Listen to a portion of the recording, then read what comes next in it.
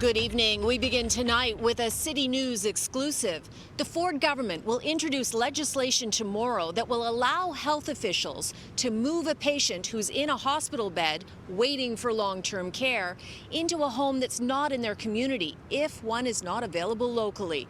It's all part of a plan to ease the strain on hospitals as fall approaches.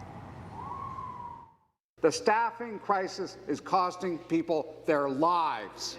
Hospital capacity has been in the spotlight this summer as some emergency rooms were forced to close due to staffing shortages, and the government has felt the heat. This government's actions to date are a drop in the bucket compared to the scale of the crisis. Premier Ford has indicated change is coming.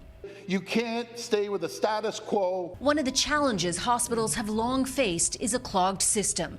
Roughly 24% of people in hospital beds in Ontario should really be in alternate care, like a long-term care home. However, the wait list for long-term care can be weeks or months in some parts of the province, even though beds may be available in other regions. It creates a backlog and contributes to hallway medicine. City News asked Doug Ford about it last week.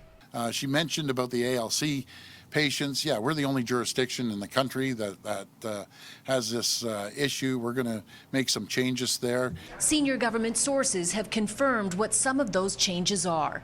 If a doctor says a patient no longer needs a hospital bed and should be in long-term care, that patient can be moved to an available bed, even if it's further away from where they want to be while they wait for a bed that's closer to home.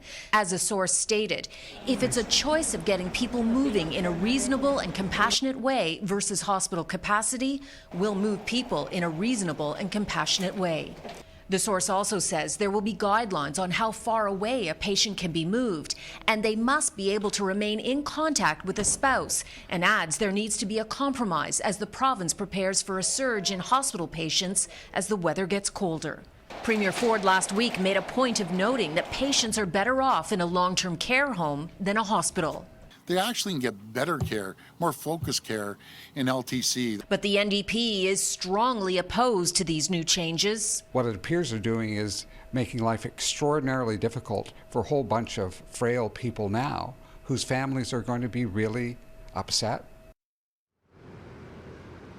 According to the province's latest numbers, there are close to 2,000 people in hospital beds who are actually waiting for a bed in a long-term care home.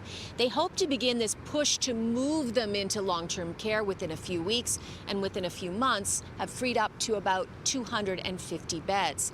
Now, this isn't the only pressure the province is facing. They're also feeling the pressure to get childcare operators to sign on to the $10 a day childcare deal that is coming over the next few years, and now they're extending the program to allow them to do so.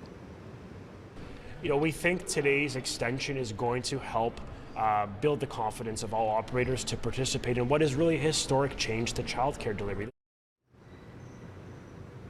There are more than 1,000 childcare centres in Toronto. The city says 570 of them have signed up so far, while 32 providers have declined. The deadline to opt in is now being pushed to November 1st. Under the plan, families will see an average 25% cost reduction backdated to spring.